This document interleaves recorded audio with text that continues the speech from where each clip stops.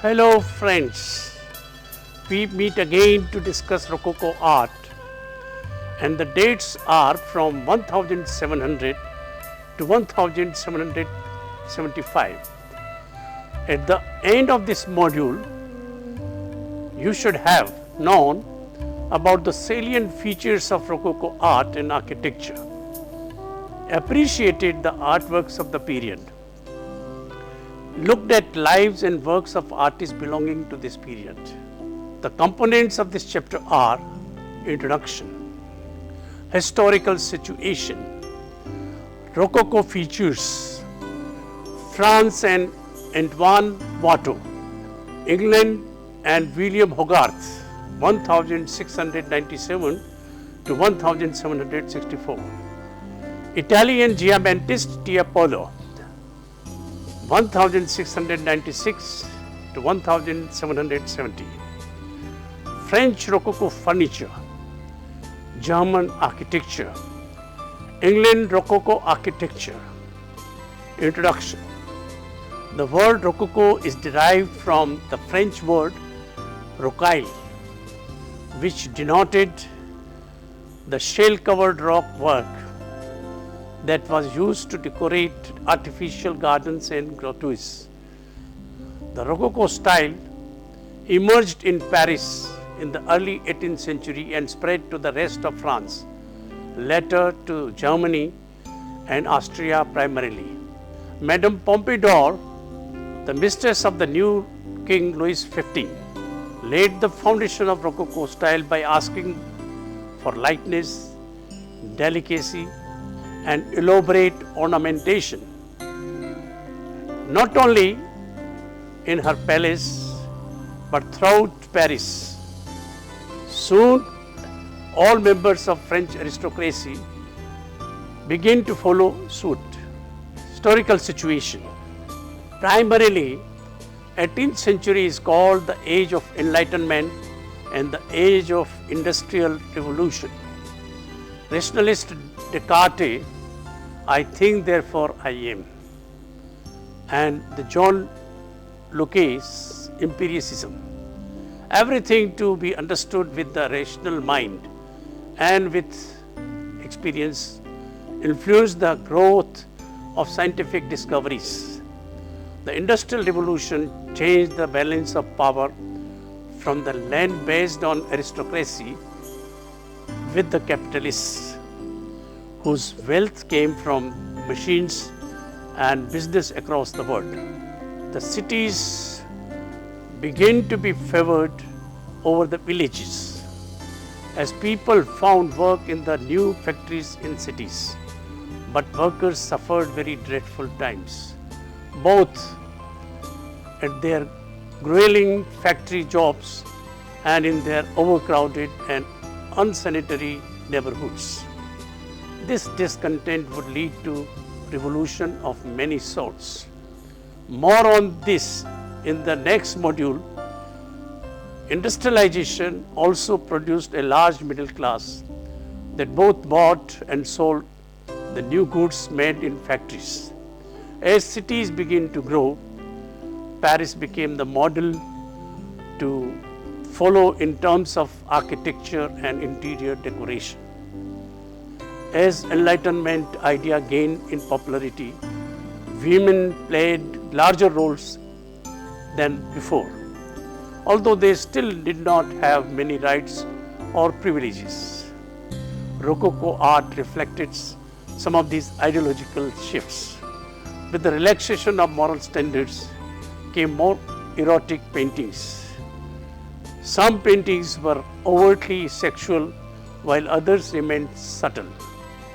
The Rococo artists, especially Watteau, focused on aristocratic subjects and de-emphasized religions, reflecting the shift away from the church as a pattern. Enlightened aristocratic women began holding salons to facilitate and promote conversation and the spread of Enlightenment ideals.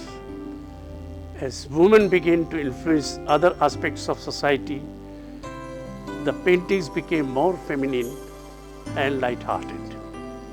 The new softer style was inspired and influenced by the women in Paris, along with the Pompadour Madame de Staël de la Fierté de Sévigné and Du Satellite Maria Theresa in Austria, Elizabeth and Catherine in Russia, encouraged this style that was complemented by elegant furniture. Enchanting small sculpture, ornamented mirror frames, delightful ceramics and silver, a few easel paintings and decorative tapestry. Rococo style cannot be understood in terms of individual objects, but as a complete whole. French gentry built elegant townhouses in French hotels, smaller than those in Versailles, but as grand. These salons were the center of cultural and social exchange and a luxurious life specially dedicated to pleasure, leisure and sensuality that frequently masked social insecurity and ambivalence. When these Persian salons were lit by candles, they must be glittered with light, reflected and refracted by gorgeous surfaces.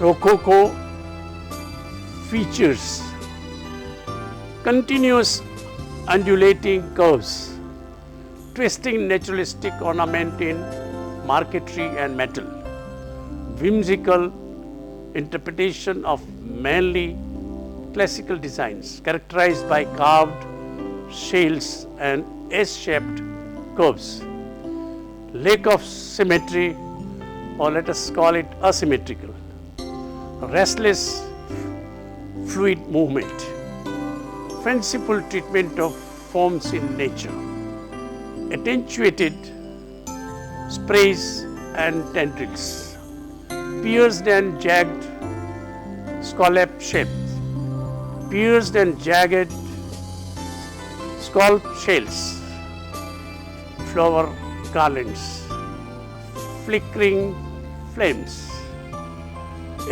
exotic motifs from the Near and Far East, especially China, freely modeled forms, often combining natural elements, e.g. animals, shells and leaves with formal scrolls. We know that after 75 years, in 1715, the French got a new king, Louis XV.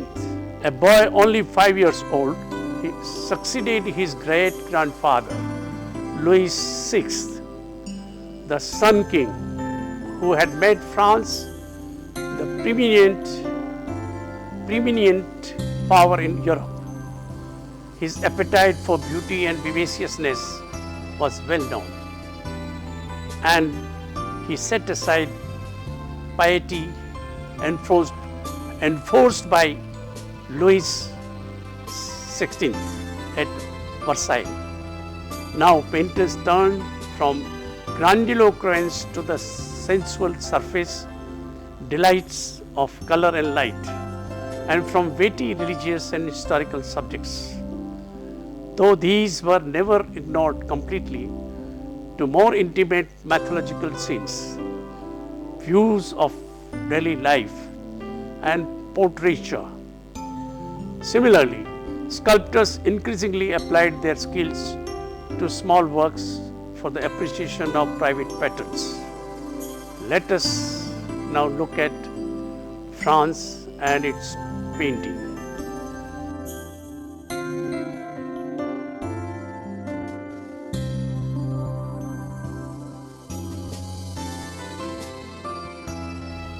Antoine Watteau, 1684 to 1721, was the originator and greatest proponent of French Rococo style in painting. Born in the provincial town of Valenciennes, Watteau came to Paris around 1702, where he studied Rubens' paintings, shared his interest in voluptuous nudes, richly textured materials. Nevertheless,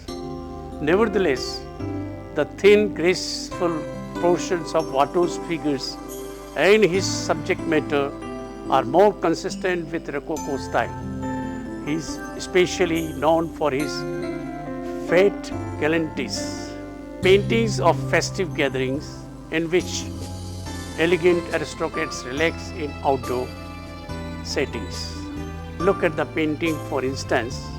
When he showed the painting to the French Academy, it not only accepted the painting but added the category fête galantees and its hierarchy of genres.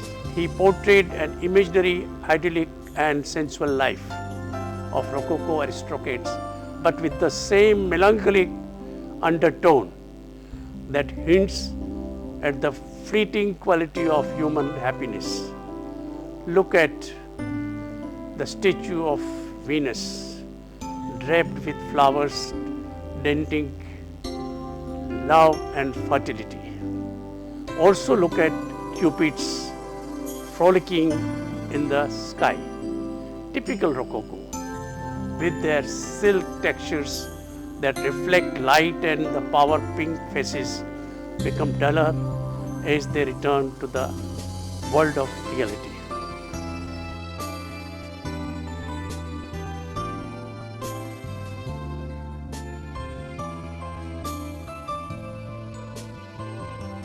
Jean Hannard Fragonard, 1732 to 1806.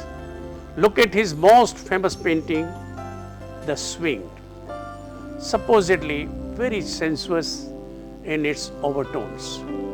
Not the pretty frills patterns, the lacy ruffles in dress of the girl swinging are repeated in the illuminated leaves, twisting branches and scalloped edges of the fluffy clouds.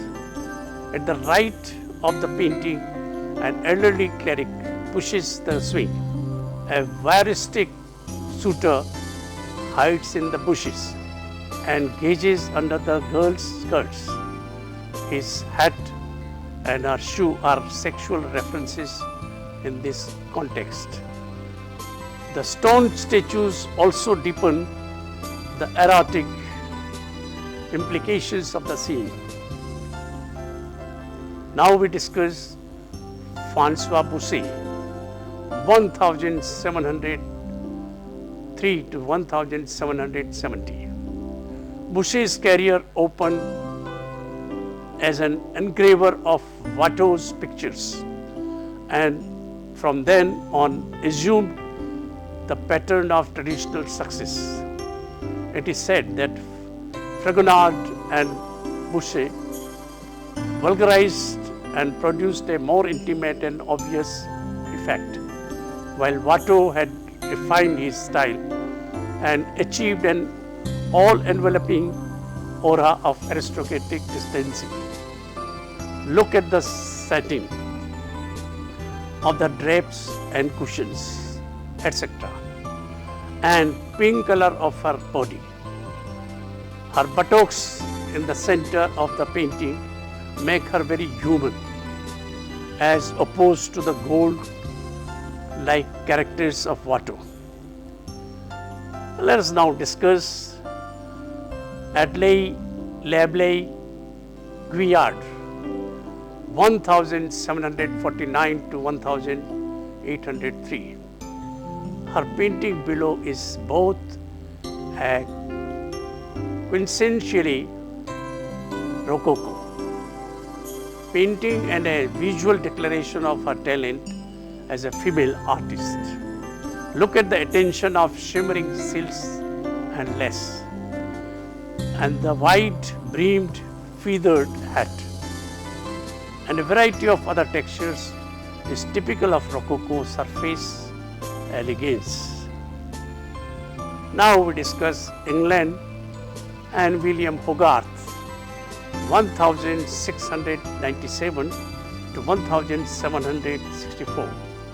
He was influenced by the Flemish and Dutch genre paintings and took contemporary manners and social conventions as the subjects of his satire. In his sixth series of painting, Marriage à la Mode, he makes fun of marriage as an institution. In the second of the series here, both the husband and wife have engaged in extramarital relations. Also look at the Rococo interiors of the household. On the mantelpiece and the bric-a-brac of Sinvasri reflects the 18th century interest in Far Eastern exotic objects, as well as referring to a frivolous lifestyle. This is contrasted with august pictures of saints in the next room. The saints fulfill the same purpose as cupids in the pilgrimage of Cytherea. Let us look at the rest of series.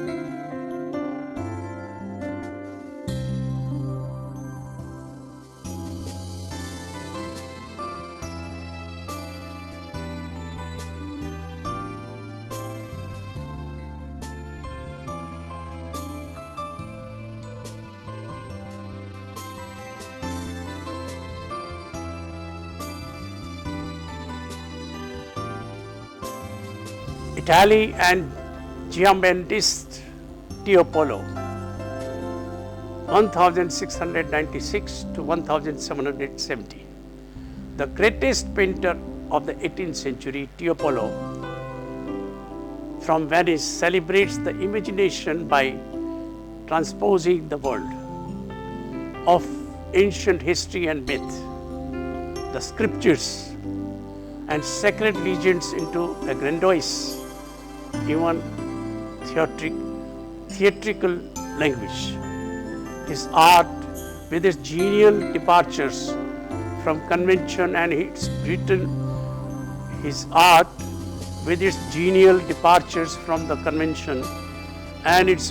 use of costume splendor, celebrates the notion of artistic capriccio and fantasia. In his hands, the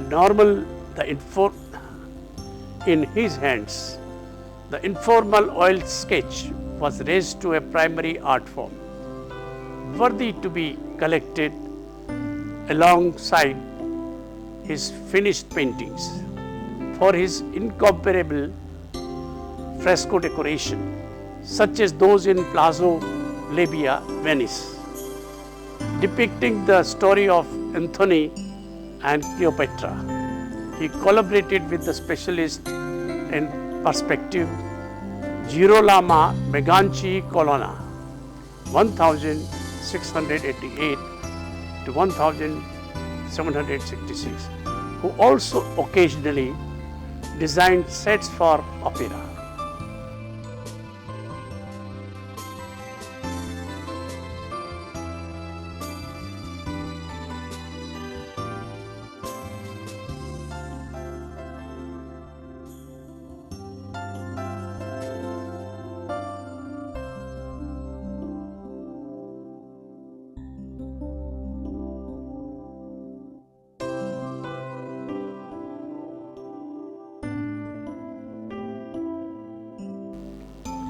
Let us now discuss French Rococo furniture. The Rococo period produced furniture which remained unparalleled in its beauty of line and detail. Minute finish and costly materials expertly used. Also in this period, most of the furniture types with which we are familiar today came into being. Such pieces as the writing table, the secretariat of many different types and notably the drop front and cylinder type, and the sofa in many gauzes. Notably the drop front and cylinder type and the sofa in many gauzes, canopies, lit the repos, porcelain was sometimes incorporated into French furniture design, usually in the form of painted plaques or discs set in bronze frames, much of it coming from Severa.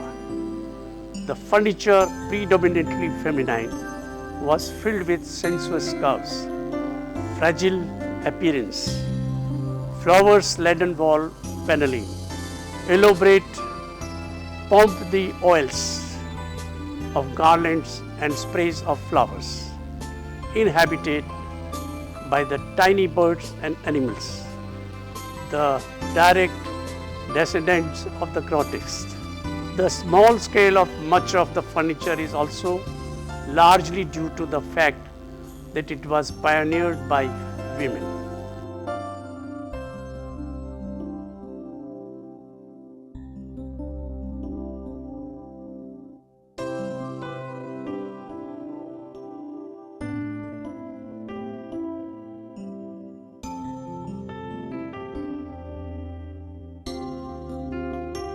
German architecture. From France to Rococo style spread in the 1730s to the Catholic German-speaking lands, where it was adapted to a brilliant style of religious architecture that combined French elegance with South German fantasy as well as with the lingering Baroque interest in dramatic, spatial and plastic effects. Some of the most beautiful of Rococo buildings outside France are to be seen in Munich. For example, the refined and delicate Amalienburg 1713 to 1739 in the park of Nymphenburg and the Residence Theatre, rebuilt after World War II, both by Francois de Quillis.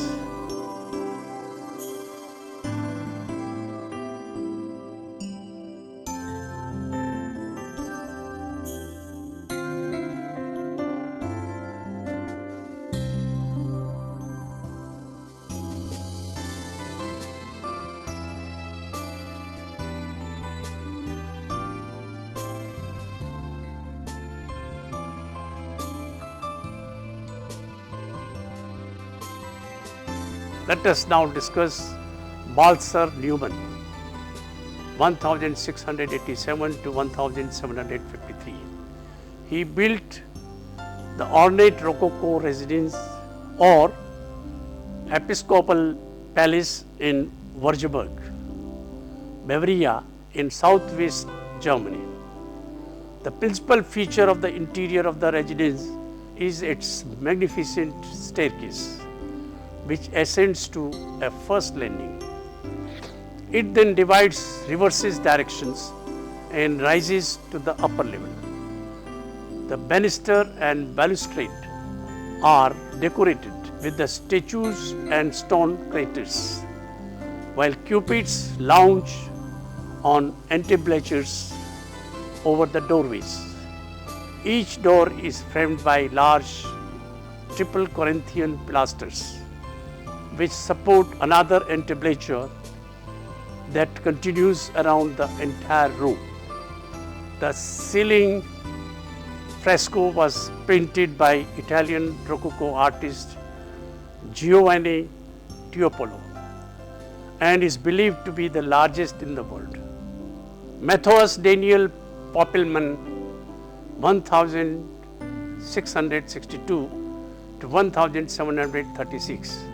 He built the Zwinger, the ultimate in the German Rococo architecture. His uniqueness lay in the fact that he used classical elements and arranged them in such a manner that it did not look classical. So elaborate, in fact, is the surface decoration that the wall seems to dissolve its ornate detail. Poppelman was trained as a sculptor but became court architect to Augustus the Strong. Augustus sent Poppelman to Rome, Vienna, Paris, and Versailles to gather ideas for his palace in Dresden. Finally, only the Zwinger was built. It was gutted during World War II, but has been accurately reconstructed. All of these structures were designed to provide shelter for the spectators. Dominicus Zimmermann, his Church of the Meadow, a pilgrimage church near Obermergau in the foothills of Bavarian Alps, is the classic example of German Rococo architecture. Its interiors are the typical German Rococo and take the viewer to another level of spirituality and provides with a glimpse of heaven. The colors are in blue and pink and gold, and the nave is mainly white. The Rococo ceiling unites the painted surface with the architecture through illusionism. England Rococo architecture. In England in the 18th century, the Baroque style and especially Rococo with all its frills was rejected in favor of renewed interest in the ordered, classicizing appearance of Palladian architecture. An early example of English Palladian style is Chiswick House on the southwestern outskirts of London, which Lord Burlington began in 1725 as a library and a place for entertainment.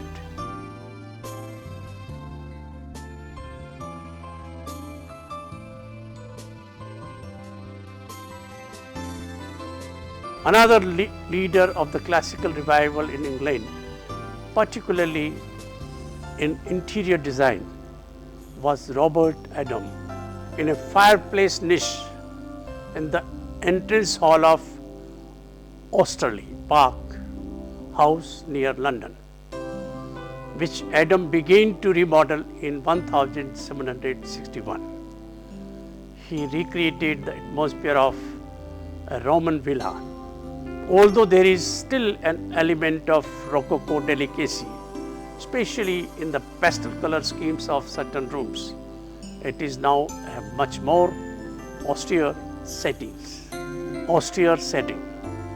The main characteristics of this later style are axial symmetry and geometrical regularity, both of which reflect the taste of classical revival. Until the 18th century, art contained no frivolous subjects.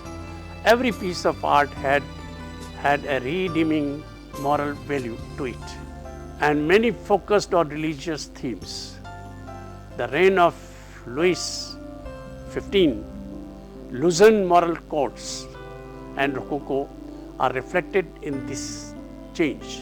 The Rococo was not just harbinger of revolution, but also a kind of revolution, Unfortunately, for the Rococo artists, the French Revolution changed the paradigms of society once again, forcing artists to adapt their work to fit the nature of the times, bringing an end to the Rococo period in the late 1080s. Although some art historians claim that Rococo was really just an extension of Baroque, the qualities of Rococo represented here show that it is a unique style with the characteristics of all its own.